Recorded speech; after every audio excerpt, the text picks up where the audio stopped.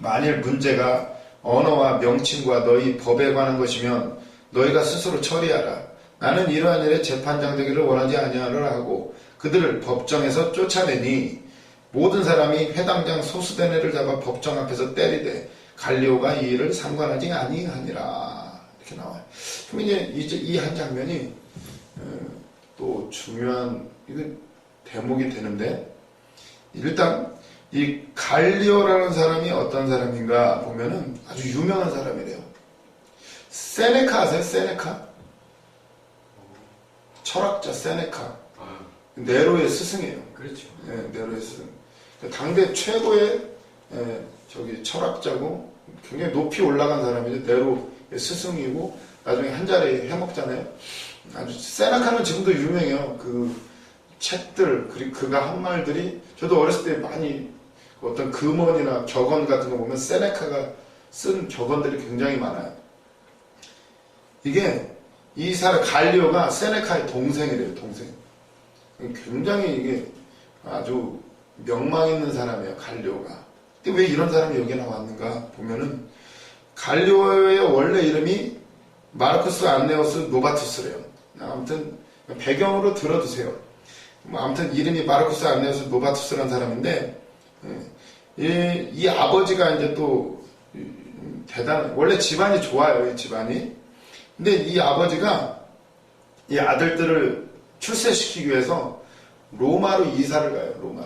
로마로 이사를 가서 아주 교육 잘 시켜가지고 나중에 이 사람이, 그 아버지가 로마 원로원 의원이 돼요. 한마디로 한 국회의원 정도가 되는 거예요. 아주 성공을 했어요. 그런데도 더 성공하려고 어떻게 하냐면 루키우스 유니우스 갈리오의 집안에 이 아들들을 양자로 보내요. 그래서 이제 이름이 갈리오가 된 거예요. 양자로 보내요. 더 출세시키려고 아들들을. 근데 이 갈리오, 루키우스 유니우스 갈리오라는 그 양자 보낸 집의 그 집안이 어떤 집안이냐. 그 갈리오라는 사람이 양아버지, 이 갈리오의 양아버지가 어떤 사람이냐면 그 당시 수사학의 아주 대가였대요. 수사학이라 하면 한마디로 말빨을 연구하는 게 이제 수사학이에요. 지금도 그렇지만 그때 당시는 더군다나 말을 얼마나 잘하느냐가 이제 결국 그게 이제 정치적인 성공으로 연결돼요. 그래서 수사학을 막 배우는 거예요. 화려한 언변을 배우고. 저도 이제 법 공부를 했지만 결국은 나중에 사법시험 합격한 사람들 지금 국회의원들 다 해먹고 있잖아요. 지금 거의 다가 사시 출신이에요. 거의 다. 왜냐면 그 법을 공부하고 이런 결국 이 법을 공부해야 이 말빨이 서죠. 이제 다 법적 근거. 우리 안철수 그분이 그렇게 머리 좋은데도 저번에 실패했던 이유가 이 말빨이 좀 안 돼가지고, 머리는 좋은데 말빨이 안 돼가지고 좀 실패했어요. 그런데 이 수사학이 굉장히 중요한데 이 사람, 이 양아버지가 아주 이 대가였어요. 수사학의 대가. 그러니 이 갈리오라는 사람은 아주 대단한 사람이에요. 집안 좋고 성공했고 그리고 말도 잘하고 이 아주 지식이 아주 대단한 사람이에요. 하나님이 이 사람을 여기에 배치시킨 이유는 어떤 일을 하기 위해서요. 이 하나님의 역사를 보면은 이런 사람 하나도, 이런 사람을 통해서 모든 게 다 복음 때문에. 이거 왜 이 이야기를 하냐면 이 갈리오 총독이 이제 판결을 내려요. 이 판결. 어떤 판결이냐면 유대인들이 지금 고소했어요. 일제 일어나가지고 뭐라고 말해요? 이 사람이 율법을 13절 보면 이 바울이라는 사람이 율법을 어기면서 하나님을 경외하라고 막 사람들을 권한다라고 고소를 했어요. 왜 이게 율법적인 문제로도 왜 고소할 수 있냐면 그 당시 로마법이 다른 나라 종교도 인정을 했대요. 종교도 인정을 했고 인정받는 종교 중에 하나가 유대교도 인정을 해줬대요. 그러면 그 종교적인 문제로 고소를 해도 로마법에 뭐라고 해야 되지? 재판을 받을 수가 있는 거예요. 그래서 지금 고소를 한 거예요. 뭐라고 하세요? 율법을 어기면서도 하나님을 섬겨라 막 이런 바울이 이런다는 거예요. 그래서 고소를 했는데, 근데 이 갈리오라는 사람은 굉장히 아주 학식이 있고 아주 현명한 사람이에요. 뭐 아주 처세술에도 능하고 아주 냉정한 사람인데 이 사람이 딱 보니까 본질을 딱 본 거예요. 아주 냉정하게. 그러면서 하는 말이 뭐라고 그래요? 14절 보면 바울이 입을 열고자 할 때 이게 무슨 얘기냐? 바울이 지금 이제 변호를 해야 되잖아요. 로마 시민권자고 자신을 변호하려고 딱 했는데 변호하기도 전에 갈려가 그만 딱 하면서 지금 하는 거예요. 지금 아예 문제가 안 된다는 게 지금 무슨 소송이라는 게 그렇잖아요.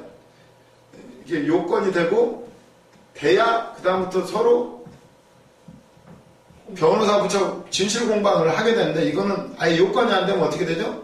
각 하나 기각을 받게 돼요. 그러면 아예 그냥 이거는 아예 거리가 안 되는 거예요. 지금 그 얘기를 하는 거예요. 지금 바울이 입을 열어서 변호를 하려고 그러는데 갈리오가 그만 딱 하면서 하는 말이 이래요. 갈리오가 유대인들에게 이르되 너희 유대인들아 만일 이것이 무슨 부정한 일이나 불량한 행동이었으면 내가 너희 말을 들어주는 것이 옳거니와.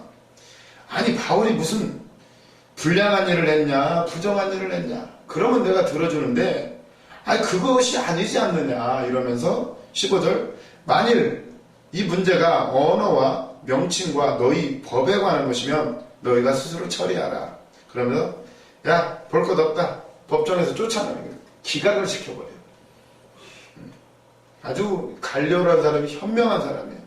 아주 사리분별이 굉장히 이런 사람을 이 장면에 딱 하나에 배치시킨 거예요.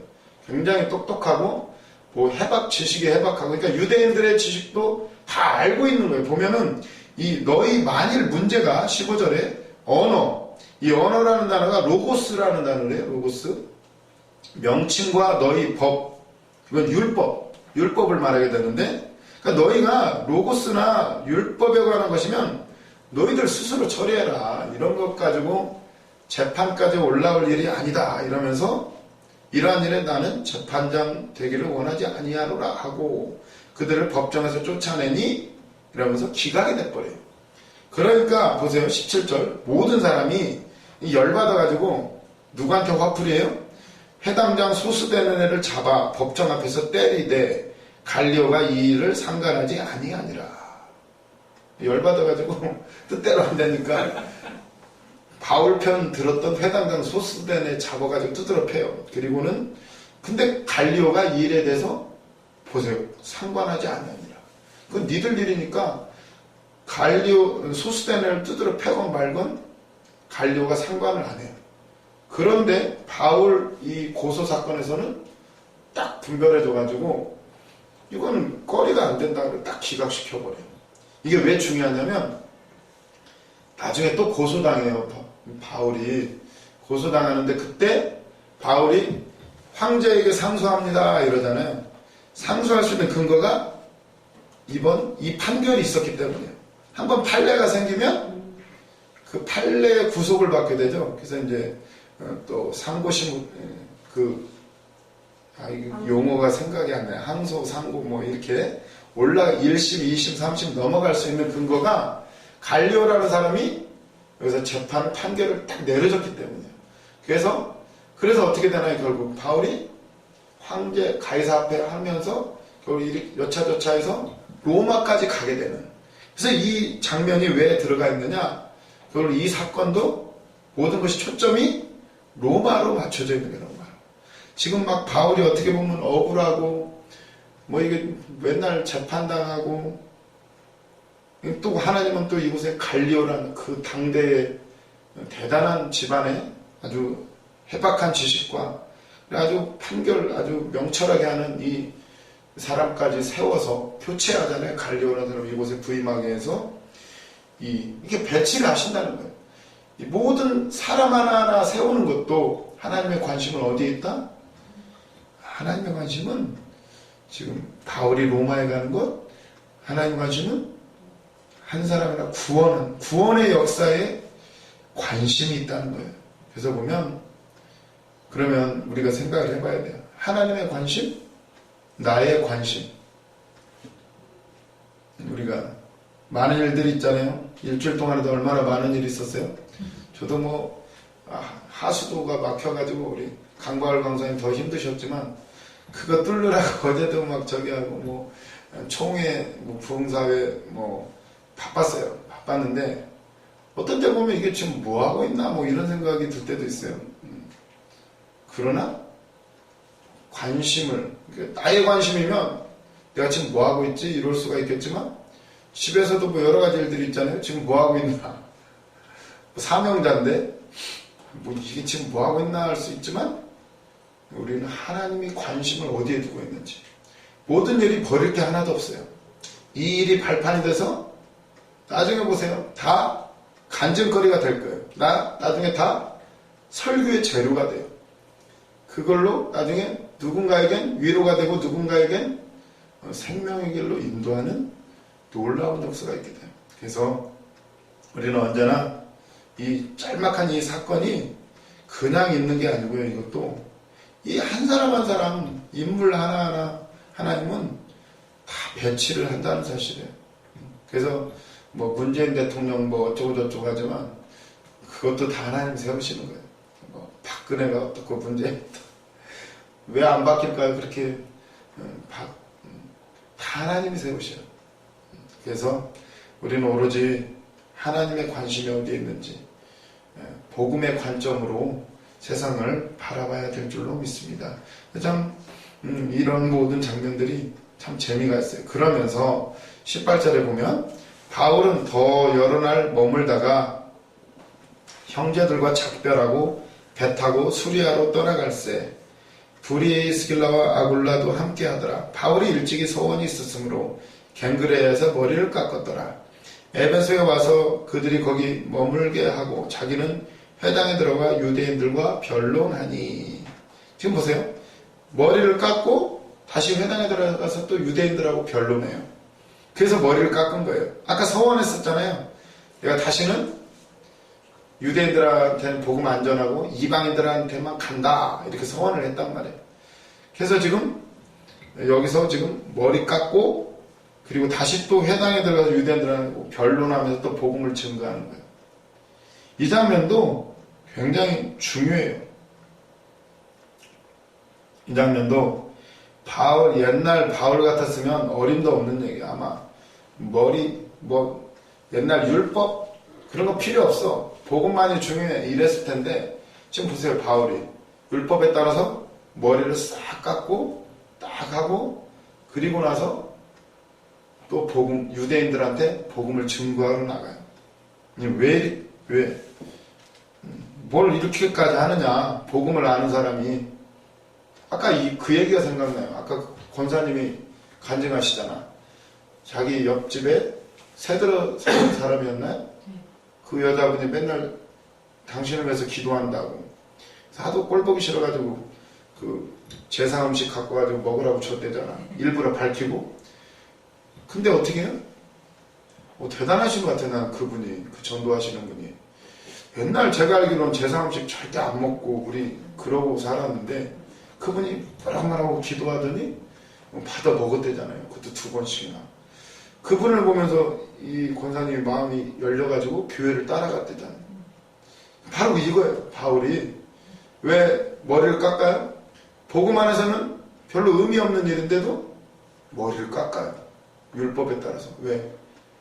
유대인들의 마음을 얻기 위해서. 야, 이게 진짜 복음의 사람이에요. 우리는 복음이면 다 돼, 그런 게 뭐가 중요해. 그게 아니라 약한 자한테는 약한 자. 우리가 다 먹을 수 있지만 고린도 전후서에 나오죠. 우리가 다 그러니까 지식은 사람을 교만하게 한대요. 우리가 복음을 알면 복음을 말한다 하면서도 교만한 사람들이 있어요. 그런 거 그런 거 중요시해. 그건 율법적인 거야. 이러면서 다른 사람의 믿음을 판단하고 또 정죄를 해요. 복음이라고 하면서 그런 거 율법적인 거야. 필요 없어. 이러면서 딱 무시를 해버려요. 그럼 어떻게 되나요? 그 사람은 그 사람대로 믿음을 갖고 있는데 상처를 입게 돼요. 근데 진짜 복음의 사람이라면 진짜 지식은, 말씀에 나오는데, 지식은 교만하게 하는 것이요 사랑은 덕을 세우느니라. 고린도전서에 나와요. 그래서 고린도전서에 뭐라고 하나요? 바울이 나는 그 지식이 있지만 그러나 믿음이 연약한 자를 위해서 내가 고기를 먹지 않겠다. 한 사람이라도 더 얻기 위해서 평생 내가 고기 먹지 말라면 먹지 않겠다. 이렇게 고백을 해요. 그래서 참 이런 부분들 우리가 복음 하면서도 우리가 또 지켜야 될 건 때에 맞게 상황에 맞게 할 수 있는 그런 진정한 복음의 능력자들이 되어야 될 줄로 믿습니다. 머리를 깎고는 그리고 나서 19절에 그래서 이게 율법을 초월했지만 우리는 또 율법 속으로 들어가야 된다는 거예요. 때로는. 그래서 우리가 행동이 중요해요. 행동도 우리가 똑바로 해야 되고 우리가 구원받고 우리의 죄의 사함 다 받은 거 알아요. 그렇다고 해서 함부로 살아요? 예수님 용서했으니까? 안 그래요. 더 얻기 위해서. 두렵과 떨림으로 구원을 완성하기 위해서 고린도전서 9장 19절에 나오잖아요. 고린도전서 9장 19절 너무나 잘하시는 말씀이지만 9장 19절 내가 모든 사람에게서 자유로우나 스스로 모든 사람에게 종이 된 것은 더 많은 사람을 얻고자 함이라. 아멘. 복음 안에서 내가 자유롭지만 스스로 내가 율법 속으로 들어가는 이유는 더 많은 사람을 얻기 위해서예요. 그러면서 20절 유대인들에게 내가 유대인같이 된 것은 유대인들을 얻고자 하며 율법 아래에 있는 자들에게는 내가 율법 아래에 있지 아니하나 율법 아래에 있는 자같이 된 것은 율법 아래에 있는 자들을 얻고자 하며 율법 없는 자에게는 내가 하나님께는 율법 없는 자가 아니라 도리어 그리스도의 율법 아래에 있는 자이나 율법 없는 자같이 된 것은 율법 없는 자들을 얻고자 하며 약한 자들에게 내가 약한 자와 같이 된 것은 약한 자들을 얻고자 하며 내가 여러 사람에게 여러 모습이 된 것은 아무쪼록 몇 사람이라고도 구원하고자 함이니. 아멘. 어떻게 보면 굉장히 이게 뭐라 해야 돼요? 이랬다 저랬다 하는 것 같지만 그 안에 중심이 있어요. 아무쪼록 몇 사람이라도 더, 한 사람이라도 더 구원하기 위한 오로지 복음을 위해서요. 복음을 위해서. 참 이 안에 우리가 들어가야 될 줄로 믿습니다. 자유하면서도 율법에도 얽매이지 않는 그러면서도 지킬 수 있는 진정한 능력자 모든 사람 그러면서 나오는 말이 23절 고린도전서 9장 23 내가 복음을 위해 모든 것을 행하면 복음을 위해서 모든 걸 한다는 거예요. 복음에 참여하고자 합니다. 24절 운동장에서 다름질하는 자들이 다 달릴지라도 오직 상을 받는 사람은 한 사람인 줄을 너희가 알지 못하느냐. 너희도 상을 받도록 이와 같이 다름질하라. 이기기를 다투는 자마다 모든 일에 절제하나니 그들은 썩을 승리자의 관을 얻고자 하는데 우리는 썩지 않을 것을 얻고자 하노라. 야, 썩을 그 금메달 따려고 하는 사람들도 그렇게 절제하고 훈련하고 그러는데 하물며 우리 사명자들 영원한 생명을 위해서 달려가는 자들이 그렇게 절제 못하면 되겠느냐 하면서 이제 고린도전서를 쓴 거예요.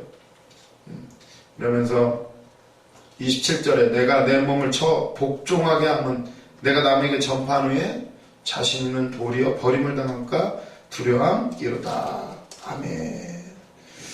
이런 걸 보면서 우리도 참으로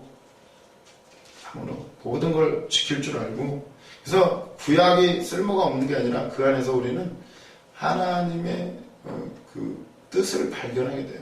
하나님이 어떤 분이가 거룩한 분이시고 그분은 참으로 죄를 싫어하시는 분인데 그럼에도 불구하고 우리를 사랑하셔서 그 모든 것을 담당하시려고 예수님을 보내주셔서 우리를 대신해서 핏값으로 우리를 사셨다는 것 그거를 기억하면 우리는 더 잘 지킬 수가 있어요.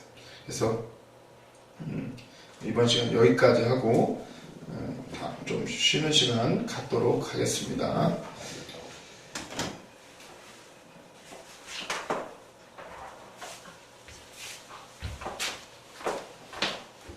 이 얘기 더 했어야 되는데 바울이 이렇게까지 한 이유는 여기 보세요.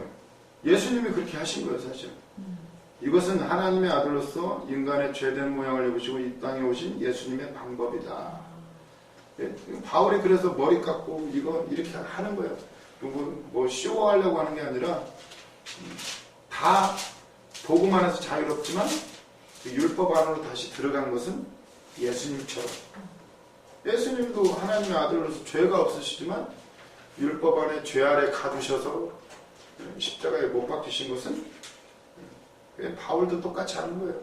우리도 자유롭지만 우리도 스스로를 갖춰 지내잖아요. 가정 안에서. 그렇지. 또 사명자로서 또 여러 가지 해야 될. 왜 한복 입고 해야 되나? 왜 머리는 묶어야 되나? 이게 다 훈련이에요. 훈련.